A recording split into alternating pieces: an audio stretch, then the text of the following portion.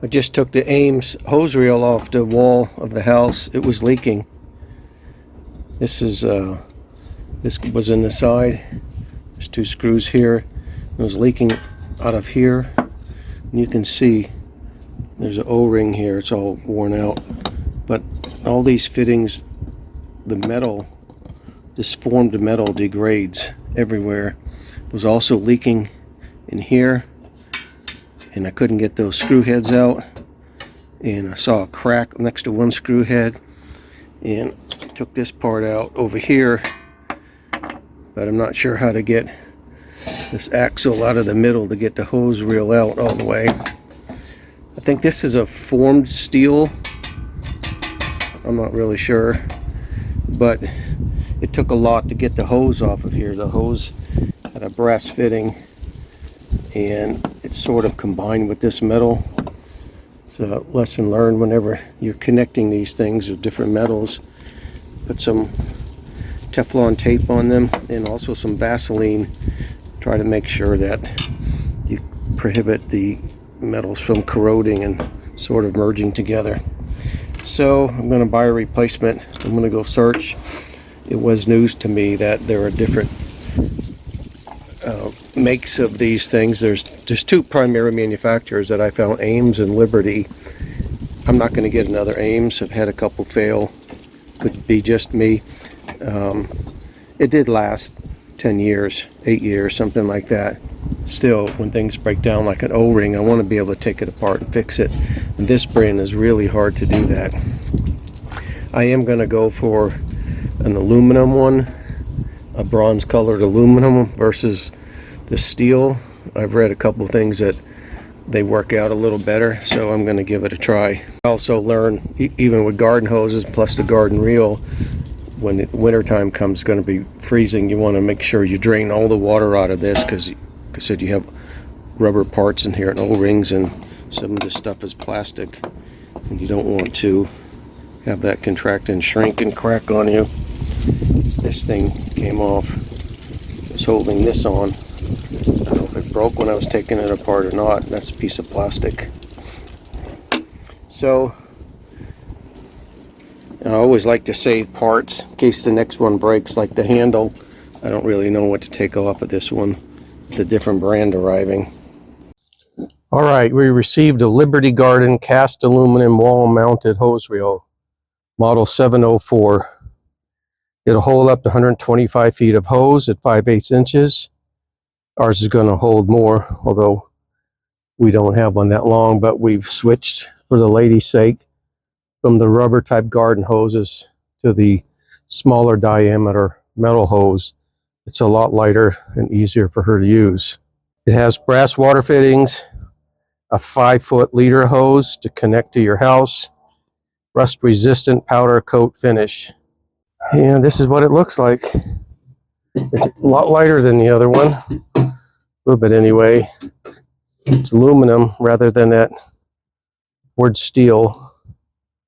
And for this unit, the only assembly is to put this handle on here, use a hex wrench, and attach this handle. That's it. And then I'm going to mount it into the wall. Fortunately, these holes line up with the holes I already have in my outside stone. I'm going to connect the hose, garden hose here, and connect this to the house. This unit, what I like about it, one of the things other than it's aluminum, it's meant to take apart to perform maintenance on. So it has a nice warranty, but it says things like O-rings and that stuff are not under warranty, but it gives you information on how to take that apart. I've been using this style of hose reel for 17 years, and the first ones I got in, whatever the manufacturer was, couldn't really take these apart. They didn't sell any spare parts, so once it started leaking, which it seems they do after a while, you're stuck and you try to take it apart and rig it, and nothing ever fit right. But this one is made for maintenance, so I'm hopeful about that. So here's my wall. You can see the 4 anchor spots right here. And these are the screws that go in there. So when you buy these, there's 2 pieces of lead. Drill the hole out, get a masonry bit, drill the hole out, and you push these lead anchors in here, and you screw these in, and they open up. Well, on mine, you know, some are bigger than the other in terms of the diameter of the hole. So what I've done is, you can see in here, like this one down here, it's just all messed up. So I'll just put a screw in here, smaller screw or something like that. You can see one in here.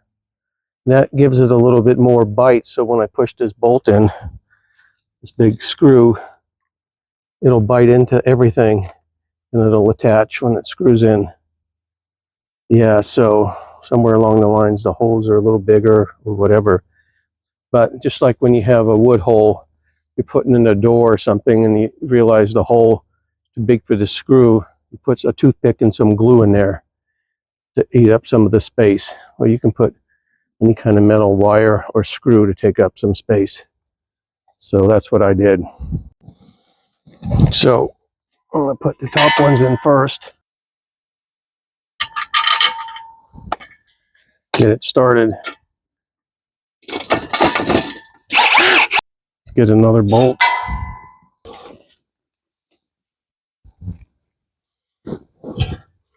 Line this up.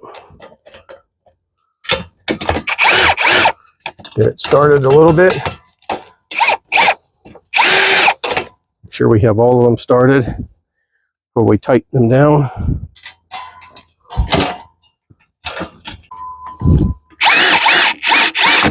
Okay, let's tighten them up now. Got them all started.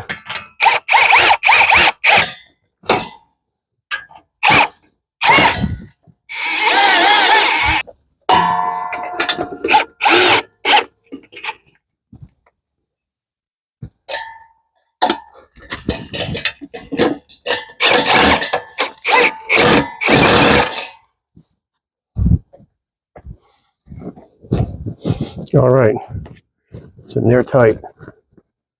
Not going anywhere.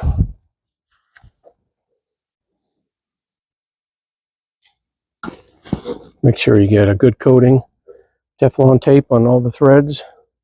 So on these connections, you want the Teflon tape, not so much to keep it from leaking because there's a washer that's going to go in here, all 3 places.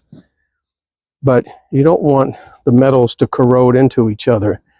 Fortunately, on this kit, everything's brass to brass. In the other kit, I had cast steel to some other kind of metal. I don't know what it is, and everything just sort of, they can actually sort of bond together and it'll be almost impossible to get them apart. But I'm putting it on here so that that doesn't happen, and they're easy to get off a year or two whenever I decide to take this thing apart.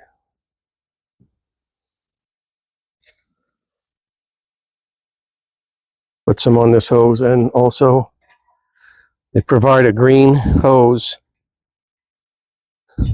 with a white stripe. My other one had a black hose.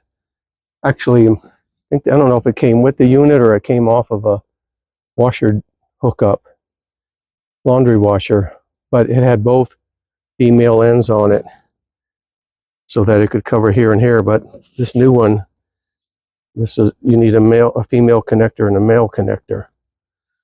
So you just have to do with the green look, and you can almost tighten this by hand all the way, and then just get a wrench and just tighten it a little more. Remember, we have a big thick washer in here.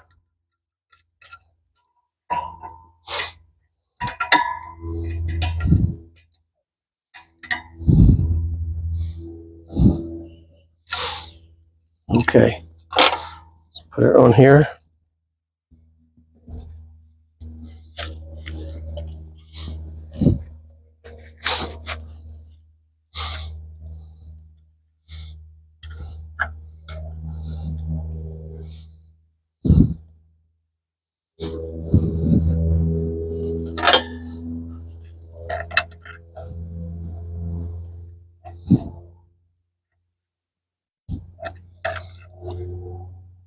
That should be enough. You can feel the washer seal.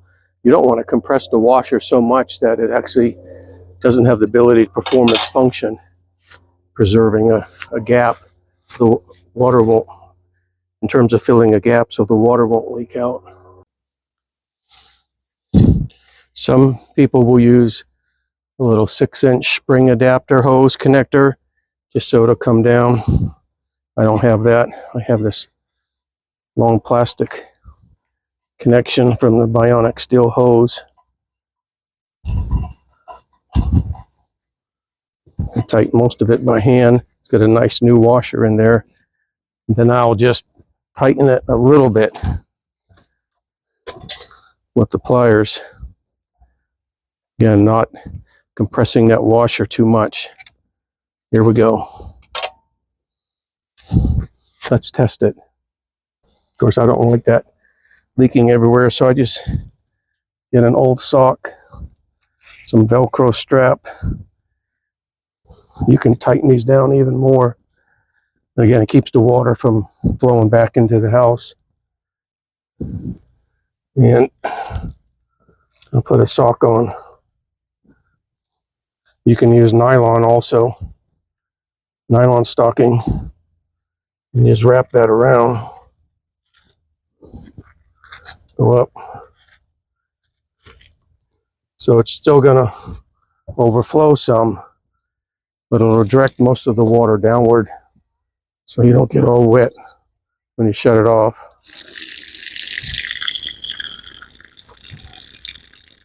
Good to go. It works very smoothly.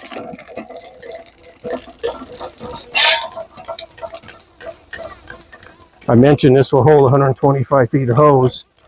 I think this metal hose is 100 feet. So there's a lot more space for more hose in here. You can see how much more we could hold. All right. Hope she likes it.